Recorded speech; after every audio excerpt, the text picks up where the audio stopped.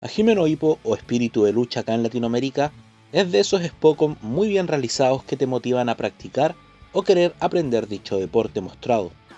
Pero la obra Hajime no Ippo va más allá, pues te muestra, como pocos animes de deporte, el sacrificio tras esta vida pugilística, lo riguroso de este deporte y sobre todo la crueldad del mundo del deporte y por qué no de la vida misma.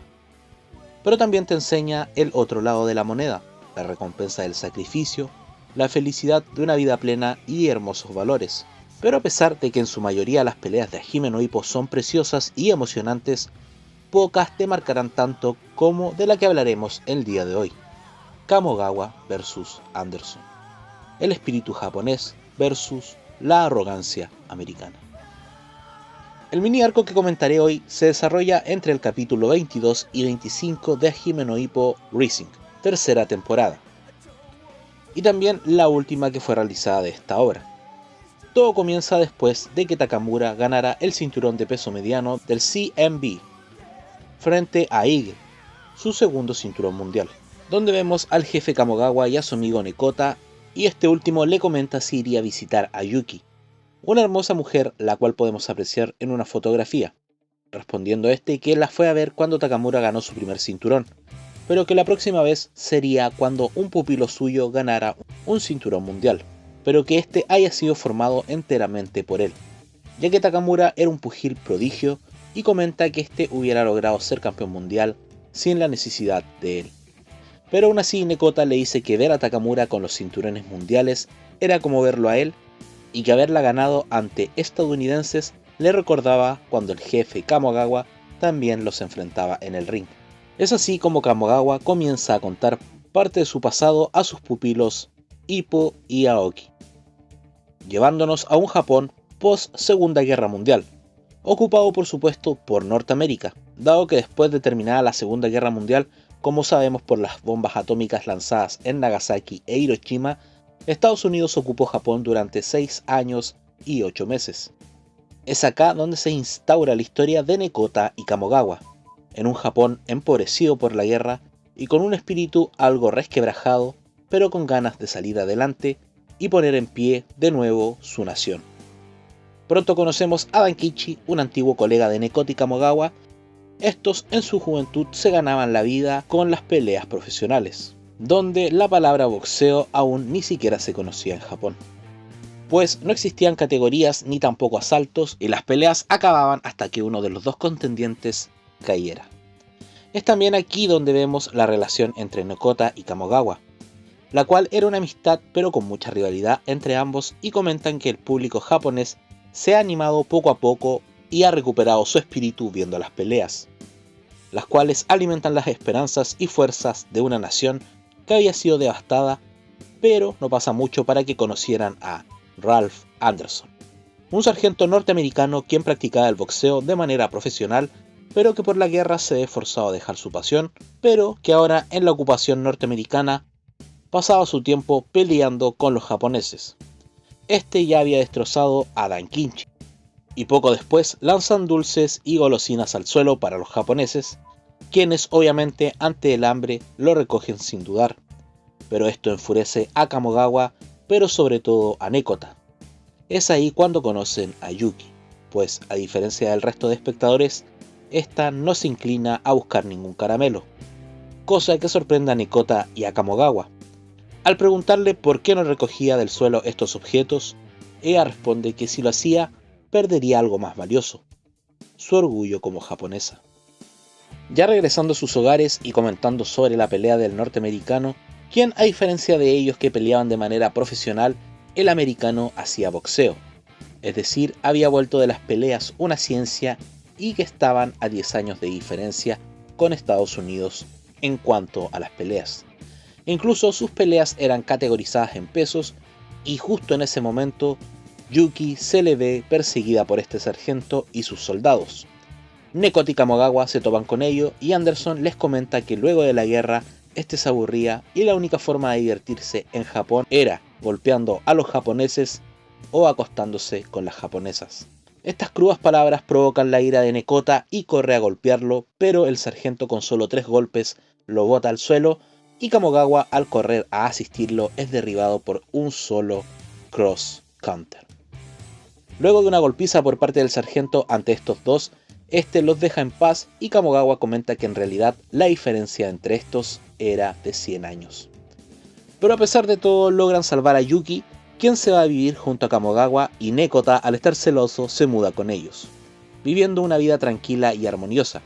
Y en una de sus mañanas de trote, Kamogawa y Nekota conversan de Yuki, dándose cuenta que ambos estaban enamorados de ella, y Nekota le dice a Kamogawa que no perdería ante él. Mientras cenaban estos tres, Yuki le da un vaso de agua a Nekota y este sin querer lo bota al no poder tomarlo, y nota su mano entumecida. Este se va hacia afuera, dado que se preocupa porque no logra mover su mano, mientras Kamogawa le pregunta a Yuki que de dónde era, pero esta comienza a toser y escupir sangre, dándose cuenta Kamogawa que Yuki venía de Hiroshima, y esta estaba sufriendo las consecuencias de la radiación de la bomba. Acá vemos uno de los momentos más emocionantes y a la vez más tristes de este anime. Yuki le confiesa a Kamogawa que no quería que descubrieran su condición, y que viajó a Tokio buscando la forma de tener la fuerza para seguir adelante, y que de haberse quedado recordaría cada día lo que sucedió, y que pasaría el resto de su vida mirando hacia abajo sin esperanzas, comentando que no sabía qué le pasaría a su cuerpo ni cuánto tiempo le quedaba, pero que quería estar junto a la gente de Tokio y sentir su voluntad para reconstruir el país, contagiarse de su espíritu, su esperanza. Y cuando vio a Kamogawa y Nekota luchar y verlos tan serios, le dieron parte de esa fuerza. Esa pelea le había dado el valor de seguir viviendo y se sentía muy feliz de vivir con ellos, ya que ellos fueron los hombres que le dieron las fuerzas para seguir adelante. Que ella se divertía con ellos y era feliz, quería ser fuerte como ellos, pero no quería que se enteraran, pues no quería ni compasión ni un trato especial. Solo quería vivir como era actualmente su vida, hasta lo que le quedara de ella.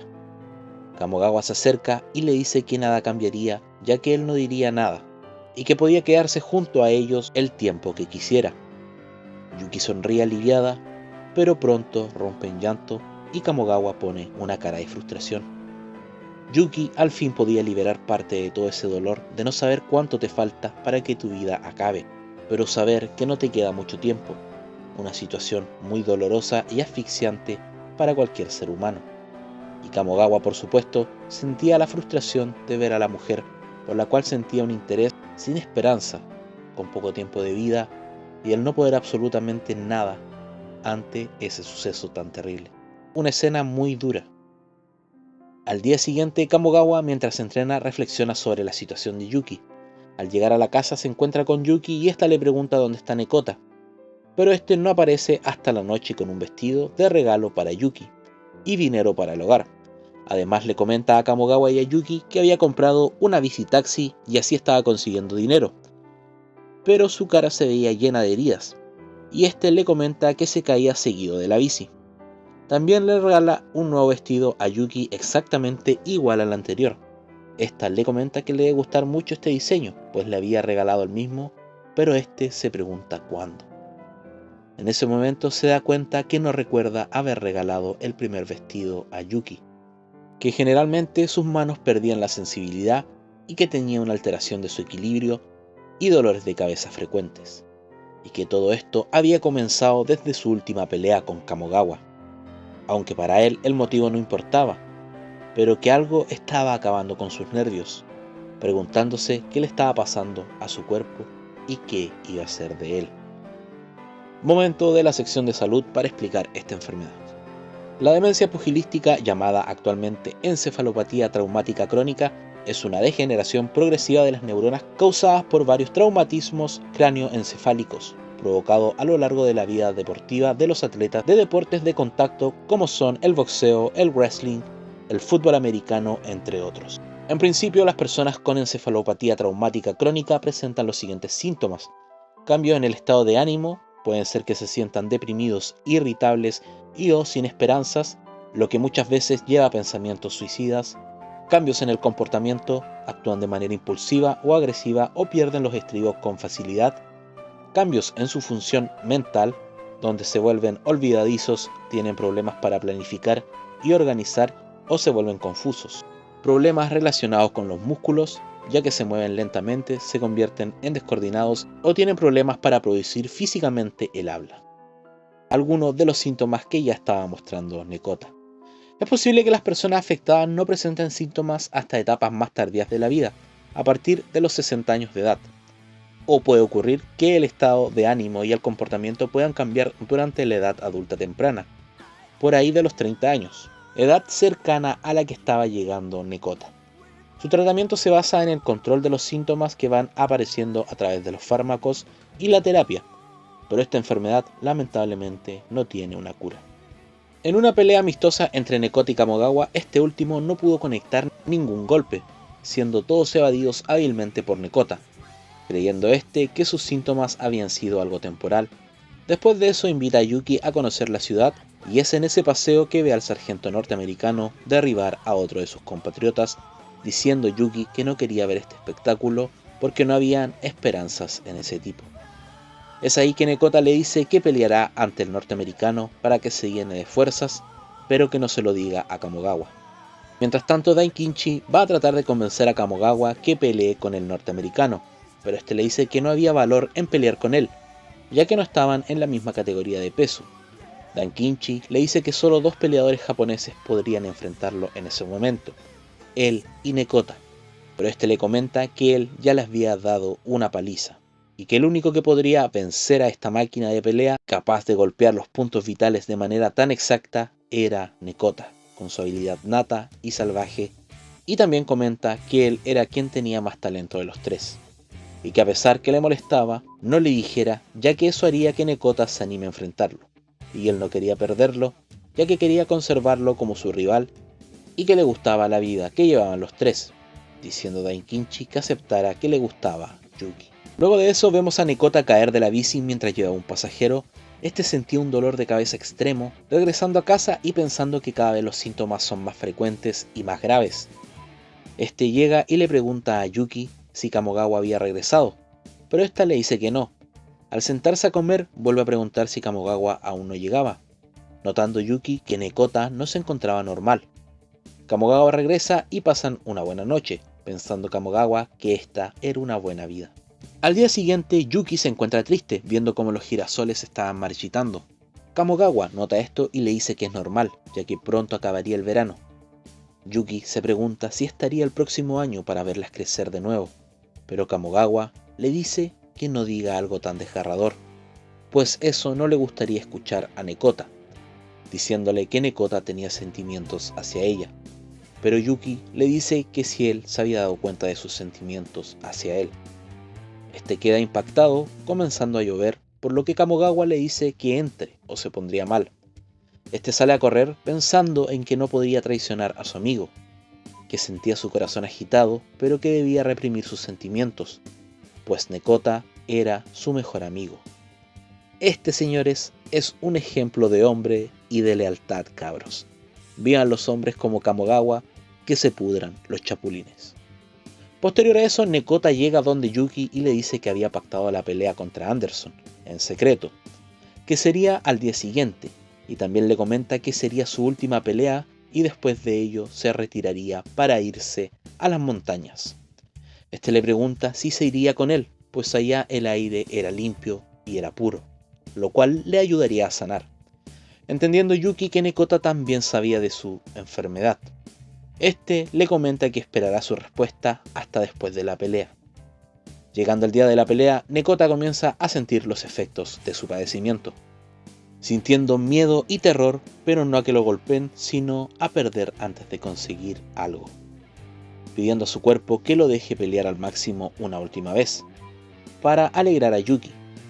Pero Yuki le va a decir a Kamogawa que Nekota peleará contra el norteamericano Anderson, y también le comenta que Nekota está teniendo un comportamiento extraño, dándose cuenta Kamogawa de su daño cerebral, y Nekota logrando tener el control de su cuerpo al escuchar que era la hora de pelear. En el otro escenario, Kamogawa y Yuki van hacia la pelea y Kamogawa reflexiona de que Nekota era un tipo noble, pero que esa pelea con daño cerebral podría ser debido a muerte. siendo Nekota apoyado por todos los japoneses y esperando la llegada de Yuki. Llegando Kamogawa y Yuki al escenario preocupados y viendo a Anderson en el suelo y Nekota sin daño alguno. Nekota se sentía con más ánimos ahora que Yuki había llegado, pero por su parte Anderson sentía humillación porque creía que nadie le podía ganar a Estados Unidos, y él representaba a su país, pero sus golpes no podían ni siquiera rozar a Nekota, quien tenía sus habilidades y sentidos de peleas a un nivel superior. Nekota veía los golpes de Anderson en cámara lenta y golpeaba puntos vitales de su contrario. Era un peso gallo en su máxima velocidad. Nekota podía escabullirse entre los golpes y golpear a su rival haciendo que se doble de dolor. Había conseguido ver el punto débil de su rival con máxima velocidad, terminando el tercer round diciéndole Nekota a Anderson que la campana lo había salvado. Va a conversar con Yuki diciendo que hizo que el combate se alargara para esperarla, pero Kamogawa le dice que se recupere y ignora a Kamogawa y se sienta a descansar, diciéndole a su segundo que le avise cuando comience el siguiente asalto. Kamogawa cree que alguien con daño cerebral no puede pelear a ese nivel, que seguramente estaba preocupándose de más. Por otro lado, el sargento Anderson dice que ganará a cualquier costo. Miguel, uno de sus soldados, se da cuenta que la velocidad de Nekota era superior y aunque evite el KO, la decisión haría que ganara Nekota. Pero dice que su sargento creía que representaba a Estados Unidos, por lo que era un tipo peligroso, ya que iba a querer ganar a cualquier precio. Daikinchi, el segundo de Nekota, le avisa de que empezará el siguiente round, pero se ve somnoliento y le comenta a Kamogawa.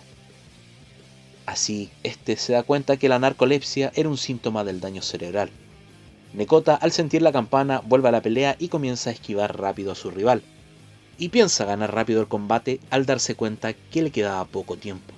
Anderson va a caer, pero golpea a Nekota con un golpe bastante amplio, el cual no da, pero cobardemente golpea su nuca. Un Rabbit Punch. El golpe más sucio de este deporte. Anderson había abandonado su orgullo de boxeador para ganar esta pelea. Nekota por su parte está en el suelo aturdido por el golpe, pero se levanta a duras penas y aturdido por el impacto, teniendo pensamientos de desaparecer luego de esta batalla para que Kamogawa no se diera cuenta que la demencia pugilística comenzó justo después de su pelea con él, y esto sería un lastre para Kamogawa. Quería que su amigo siguiera su camino de pugil, y piensa en Yuki y si ésta se iría a vivir con él. A pesar de ponerse en pie, seguía inconsciente, y es acabado por una lluvia de golpes de Anderson. Esta masacre es detenida por Kamogawa, quien ayuda a su amigo, quien se encuentra totalmente destrozado por los golpes. Kamogawa lleva a Nekota en sus brazos y Anderson grita que por más que lo intenten, nunca iban a ganar a los americanos, y que mejor agachen sus cabezas ante ellos. Pero Kamogawa le dice que le dará tiempo de que se recupere de las heridas hechas por Nekota y que se enfrentarían, ya que aún habían puños dispuestos a pelear con él en Japón. Nekota queda en coma y no se sabe hasta cuándo despertará, y que aún así si despierta tendrá daños cerebrales residuales. Daikinchi dice que no sabía del daño cerebral de Nekota y el por qué se lo había guardado, pero Kamogawa entre lágrimas se da cuenta que fue porque él y su orgullo de luchador no hubieran permitido que se padezcan con su condición, diciéndole a su amigo que descanse todo lo que necesite, que cuando despierte, él lo habría vengado. Así comienza el entrenamiento de Kamogawa, quien corría palma a palma con el ferrocarril de su ciudad y planeaba enterrar un tronco de árbol en la tierra, golpeándolo con sus puños. Daikinchi le dice que se detenga, ya que se romperá sus huesos, pero responde que de ser así, significaría que sus puños no servían para el boxeo, y que él no tenía la habilidad de Nekota, que en un intercambio de golpes perdería, por lo que tendría que convertir a sus puños en armas que maten de un solo golpe. Daikinchi dice que es una locura, pero también menciona que la voluntad de acero era el arma de Kamogawa. Por su parte, Anderson se toma el duelo en serio y después de la golpiza de Nekota, comienza a fortalecer y entrenar su cuerpo. Ahora pelearía como un boxeador de verdad. Incluso su camarada Miguel comenta que era un boxeador con el potencial de ser el campeón del mundo, pero todo esto había sido truncado por la guerra. Con su entrenamiento estaba reconociendo el valor de los japoneses, y así llega el día de la pelea donde Daikinchi va a ver a Kamogawa, pero encuentra solamente el tronco enterrado completamente en el muro de tierra y con sangre a su alrededor. La voluntad de hierro de Kamogawa había creado unos puños de hierro. Kamogawa va a ver a Nekota y a Yuki. Yuki le dice que le gustaría ver, pero que se quedaría con Nekota hasta que despierte. Kamogawa siente, pero antes de irse es detenido por Yuki, quien se quiere confesar, pero Kamogawa la interrumpe y le dice que se quede con Nekota toda la vida. Kamogawa se prepara para la pelea y piensa que era la primera vez que su sudor era frío. Cree tener miedo, pero recuerda a Nekota y su daño cerebral antes de pelear, calmándose y pidiendo un golpe a Daikinchi para motivarlo. Kamogawa estaba listo para la pelea. Al pararse frente a frente, Anderson comienza a subestimar a su rival por ser japonés, pero Miguel, su segundo, le dice que lo tome en serio y ésta asiente. Por su parte, Daikinchi se sorprende por el trabajado abdomen de Anderson, el cual parecía de granito, pero Kamogawa responde que las piedras se pueden aplastar. Kamogawa tenía su confianza, estaba listo. Comienza la pelea. Kamogawa se pone en posición de pelea y Anderson se sorprende, pero Kamogawa se lanza con todo de frente y manda un golpe extremadamente fuerte, el cual es detenido por el antebrazo de su rival, el cual siente el dolor de ese golpe de hierro. El mismo Anderson comenta haber sentido que lo golpeaban con un ladrillo. Era la primera vez que sentía un golpe así. Kamogawa lo golpearía hasta alcanzar sus órganos. En ese momento, Nekota despierta en el hospital y había escuchado la conversación de Yuki y Kamogawa, y piensa que Kamogawa no podría ganar, así que le pide a Yuki que lo lleve al combate. Volviendo a la pelea, Kamogawa es derribado, y pronto se dan cuenta sus rivales que Kamogawa no tenía nada más que sus puños fuertes, y él busca golpes directos al cuerpo. Así que el ritmo de Anderson y las instrucciones de su segundo hacen que Kamogawa solo reciba golpes y vuelva a caer. Ya en la esquina, Kamogawa le pregunta a su segundo cuántas veces había caído. Este le dice que había perdido la cuenta, diciéndole que lanzaría la toalla, que no valía la pena seguir, no podría ganar, que olvide su rencor, pero Kamogawa se pregunta por qué peleaba, que esto era por algo más que ganar. Volviendo a la pelea y nuevamente es tirado al suelo, pero se vuelve a levantar, cosa que sorprende a Anderson y a su segundo, quien dice que no había nada más temible que un japonés con fe en sus convicciones. Terminado el sexto asalto, los norteamericanos se decidían a acabar la pelea. En el rincón japonés, Kamogawa se pregunta por qué pelea, y se levanta a pelear diciendo que la única forma de ganar es noquearlo. En ese momento, su pie es tomado por Nekota. Nekota y Yuki llegan a ver a Kamogawa. Es ahí donde se da cuenta que pelea por ellos, ya que estos habían luchado de manera solitaria con sus síntomas. Nekota sube a duras penas al ring para darle ánimos a Kamogawa, y le da un puñetazo con todas sus fuerzas, el cual se ve débil, pero Kamogawa le comenta que el golpe había funcionado, ya que nunca había sentido un puñetazo más doloroso, y que estaba motivado. Nekota le comenta que con motivación no se gana, que para ganar debía recibir el derechazo de Anderson, pero sin cerrar sus ojos, llamándolo cobarde, por lo que motiva aún más a Kamogawa. La pelea continúa y la lluvia de golpes sigue azotando a Kamogawa, por lo que Daikinchi decide lanzar la toalla, pero Nekota lo detiene diciéndole que Kamogawa lo mataría si lo hacía. Kamogawa sigue dando una lucha con golpes contundentes y voluntad de hierro, lo cual siente Anderson, pero este sigue golpeando a Kamogawa. Los puños de Kamogawa hacían retroceder al norteamericano y Nekota comenta que el arma de Kamogawa era su voluntad de hierro, que mientras lucha por su objetivo no le teme a nada, ni siquiera a la muerte. Coraje, esa era su arma. Anderson retrocede, pero decide acabar la pelea atacando duramente a Kamogawa, el cual resiste, y ante el acercamiento de Kamogawa, Anderson decide lanzar su derechazo. Nekota grita que lo reciba sin cerrar los ojos y Kamogawa no duda en recibirlo así. Y en ese momento, antes del impacto, nota que su cuerpo queda descubierto, recibiendo un duro impacto que aguanta increíblemente. Kamogawa dice que si no fuera por el golpe de Nekota no lo habría aguantado, que comparado ante el golpe de su amigo, ese derechazo no era nada. Al ver esto, Anderson decide matarlo, y ahora que Kamogawa vio su objetivo, se lanza a atacar, pero nuevamente es golpeado por Anderson, y a punto de caer, se mantiene de pie por el grito de Nekota.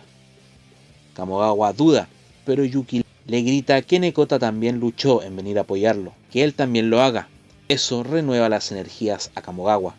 Anderson reconoce la fuerza de su rival y piensa que ganar por puntos no sería satisfactorio.